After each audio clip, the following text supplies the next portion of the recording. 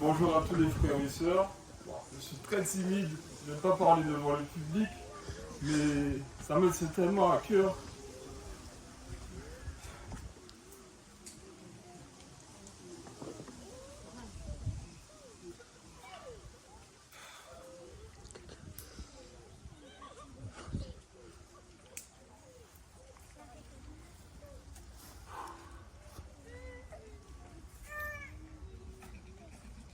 Normalement, je ne le fais devant vous. Franchement, j'ai une vie vraiment pitoyable. Pitoyable. Pitoyable. Ça a commencé à l'âge de 11 ans. J'ai été introduit à la pornographie par mes voisins. Voilà. J'ai grandi dans une famille qui se dit chrétienne, mais c'est une secte, la secte des Assemblées de Dieu. Et c'est comme ça que j'ai été introduit dans le sexe, en fait, dans l'impudicité, dès l'âge de 11 ans. Voilà. Et ça allait crescendo. Et à l'âge de 20 ans, j'ai entendu une voix, c'était pendant mon sommeil. Et il y a eu une lumière, accompagnée d'une lumière. La voix m'a dit, ça a duré quelques secondes. La voix m'a dit, Alléluia, Amen. J'étais tellement... C'est là et tout. Je me suis dit, ah, Dieu existe. Tout d'un coup,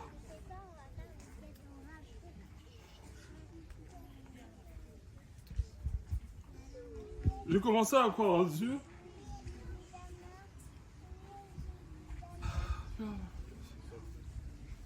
J'ai commencé à croire en Dieu. Mais je l'ai dit à personne. J'étais tellement bien. Je disais, mais Dieu existe. Dieu existe. Et quelques mois après, il s'est passé quoi? Pendant mon sommeil toujours, c'est plus tard que j'ai compris, en fait, il y a un esprit qui a soufflé à mon oreille. Et à partir de là, tout a vraiment dégringolé. Mais vraiment dégringolé.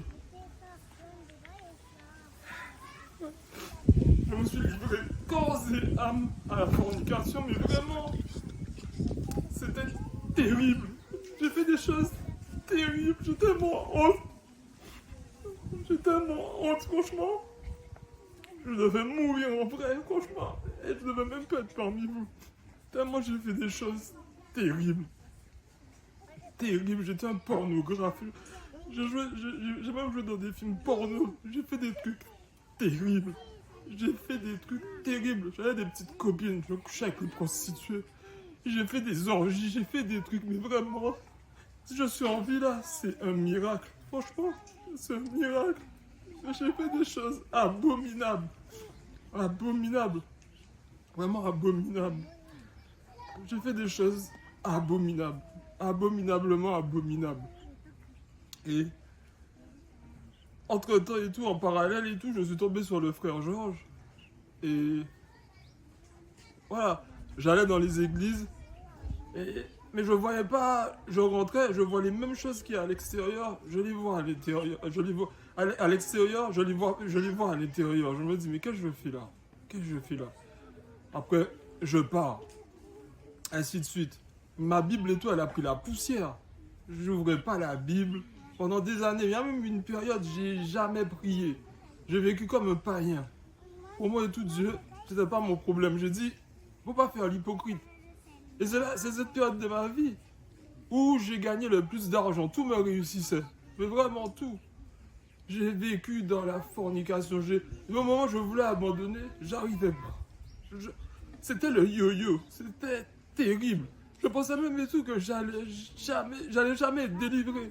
Mais vraiment jamais. C'était... Franchement, j'étais comme enchaîné. J'étais un esclave. Esclave. J'ai tellement honte. Franchement, j'ai honte. J'ai honte de tout. J'ai tellement honte de ce que j'ai fait. Mais pourtant, tout Dieu m'avait parlé. Et j'ai persévéré dans le péché. J'ai persévéré encore et encore. J'ai persévéré. Et ma délivrance et tout est vraiment venue à partir de 2021, on va dire. J'étais en train de travailler. Et je me suis dit, comme ça, arrête, tu vas faire, c'est comme un challenge. Tu vas arrêter la masturbation. Voilà, tu vas arrêter. Et de fil en aiguille, c'est venu petit à petit. Et j'écoutais les enseignements en même temps. Il y avait le frère Achille, il y avait le frère Modeste, il y avait tout ça. J'écoutais, mais j'étais encore lié. J'avais les mauvaises compagnies. J'arrivais pas à, voilà, à prendre la décision. Comme Joseph et tout, de fuir la fornication. Je n'avais pas le courage. Après, je me suis dit et tout, mais il faut mettre la parole en pratique. Et j'ai commencé à mettre en pratique. Ah oui, fuis la fornication. J'ai commencé à fuir. Jusqu'à dernièrement, c'était fin 2023, j'ai eu une attaque et tout. Dans mon sommeil, une femme, elle s'est mise toute nue devant moi, j'ai refusé de coucher avec elle. J'ai refusé. Il y a même une fois, il y a une femme, elle m'a poursuivi, j'ai couru, j'ai fui. Et voilà, c'est à partir de là et tout, vraiment, la délivrance est venue. J'ai mis la parole de Dieu en pratique. Mais je pensais vraiment et tout, que j'allais jamais être délivré. Pour moi, c'était... Les mauvais esprits, en fait, j'étais attaqué continuellement, mais c'était vraiment terrible. J'étais attaqué par les mauvais esprits, mais c'était terrible, terrible, terrible. Ma vie, c'était que ça. J'avais des moments de répit, mais ils étaient de courte durée. Avec des fois et tout, je pratiquais plus la fornication, mais ils m'attaquaient. J'ai vu des choses vraiment terribles. J'ai été confronté au mauvais esprit, mais c'est vraiment terrible. C'est vraiment terrible. Voilà, il me courait après, il me lâchait pas. Et par la grâce de Dieu, me voici devant vous. Et ça a été une longue bataille, mais c'est par la grâce de Dieu, c'est par tous les enseignements que j'ai écoutés. Des frères, j'avais beaucoup de péchés, le manque de pardon. Même ça, même mon propre père, je ne lui avais pas parlé pendant des années. J'avais un cousin. Tout ça, c'est le frère Achille et tout, il a eu un enseignement et tout. Et ça m'a touché. Quand je comprenais la parole, je m'ouvrais les yeux, je comprenais la parole. Et après et tout, je me faisais violence. Comme la parole de Dieu nous dit, c'est les violents qui s'emparent du royaume des cieux. Et c'est ainsi et tout que j'ai demandé pardon à mon père, j'ai demandé pardon à mon cousin. Je me suis... Les vols que j'ai commis, toutes les choses, j'ai avoué aux personnes en fait. Voilà, j'ai avoué. J'ai avoué tout ce que j'ai fait. C'était une vie vraiment terrible. Si je devais faire mon témoignage en vrai, c'est pas 5 minutes, il me faudrait 1 heure, tellement il y a des choses à dire. Mais voilà, je voulais mon témoignage et tout pour que ça serve aux jeunes. Parce que quand on rentre dans la fornication, franchement, ma vie, ça a détruit ma vie. Ça a complètement détruit ma vie. Voilà, ça m'a détruit, mais grâce au Seigneur Jésus-Christ, je me sens mieux. Franchement, je me sens mieux. Je me sens mieux. Je retenais mes larmes, mais c'est plus fort. Ça sort, je ne peux pas retenir. Parce que j'ai tellement honte de ce que j'ai fait. Franchement, je me suis confessé, j'ai confessé tous mes péchés. Et j'ai vraiment fui la fornication. Faut fuir. Faut pas rester à côté. Faut fuir. Voilà. Je pensais même pas tout là, mardi, ça va faire plus d'1 an que j'ai pas touché une femme. Voilà, je pensais même pas que c'était possible. Franchement, je pensais pas. J'étais un bandit. Un bandit. Quand les gens me voient, ah, t'es gentil. Non, j'étais un bandit. Un bandit. J'ai fait des choses terriblement terribles. J'ai tellement honte. Mais c'est une grâce. Voilà, c'est une grâce. J'ai reçu l'appel et tout du Seigneur Jésus-Christ. Juste, le diable et tout, il est venu, il a tout enlevé. Mais par la grâce du Seigneur Jésus-Christ, je sais tout que Dieu, il va tout rétablir. Voilà, c'est tout ce que je voulais dire. Que Dieu vous bénisse. Gloire à Dieu. Amen. Merci. Merci beaucoup, Ézéchiel, pour ce grand témoignage. Vraiment un témoignage vraiment de la puissance de Dieu, de la miséricorde de Dieu, de la bonté de Dieu. Et n'oublions pas la parole de notre Seigneur Jésus-Christ. Les premiers seront les derniers et les derniers seront les premiers. C'est valable pour chacun d'entre nous. Donc, demeurons fermes. Alors, je crois que de ce côté, il n'y a, plus de témoignages. Ah bon? C'était un témoignage. Un témoignage.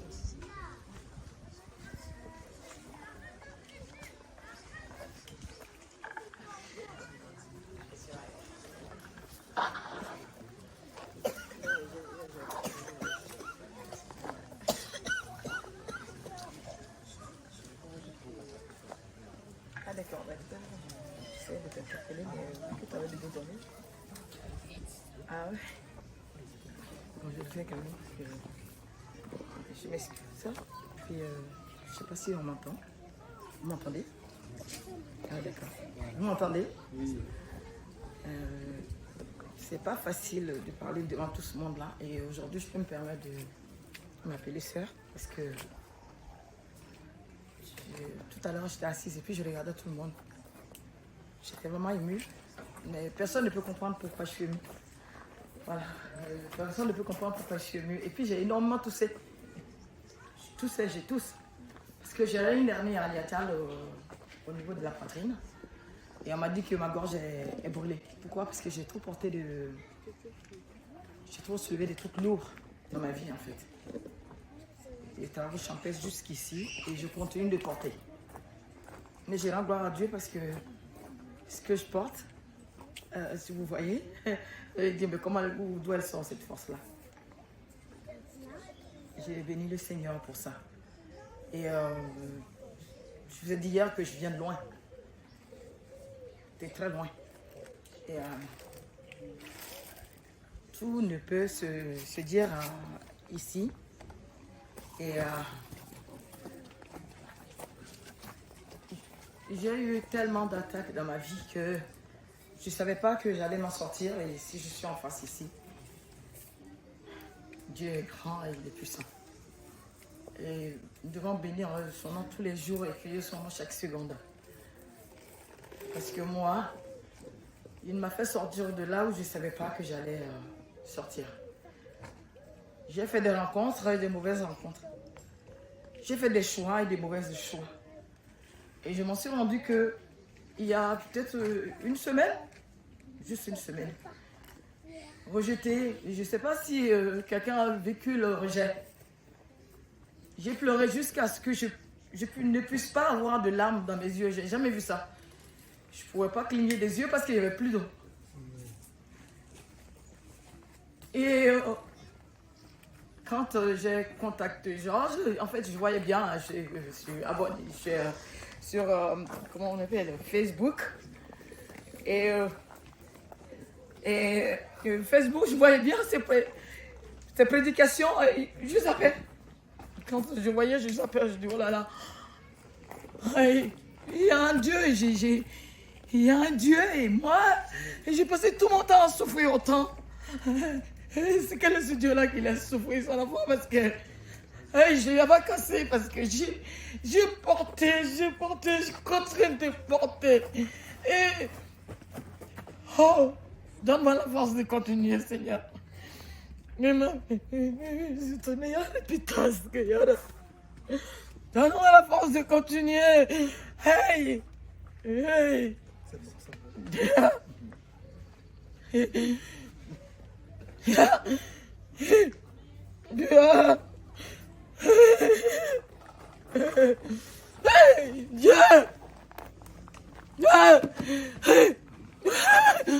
On m'a traité de tout. J'ai été traité de tout. Abandonné par mes enfants. Dieu m'a fait grâce. Il m'a fait énormément de grâce et j'ai eu des enfants, des grands enfants. Parce que je suis là, si vous les voyez, vous ne direz pas que c'est les enfants de Boridjo. Toujours la même Boridjo. En train d'attendre la main malgré tout ce qu'elle a fait, en train de tendre la main aux autres.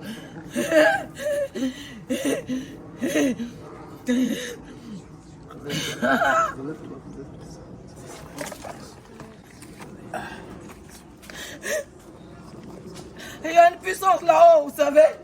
Il y a une puissance là-haut. J'ai fait des rencontres que je ne devais pas. Je suis marié avec quelqu'un que je ne devais pas. Je ne savais pas que la puissance obscure était aussi puissante.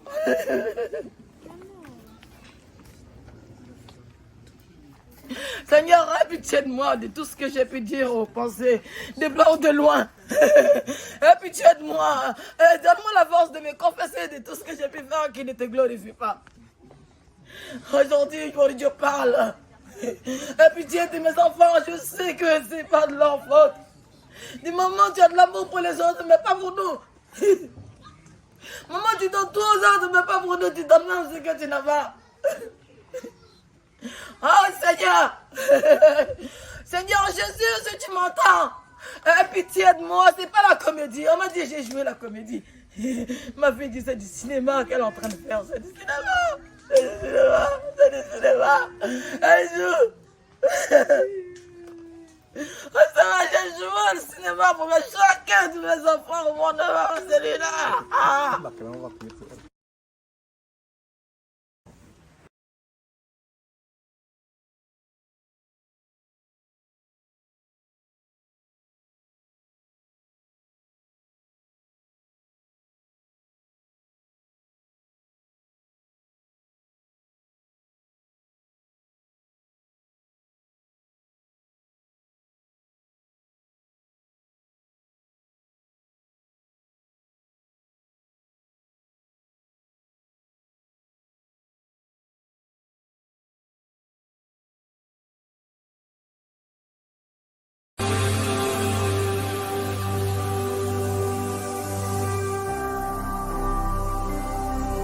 Jésus-Christ TV, vous connaîtrez la vérité et la vérité vous affranchira.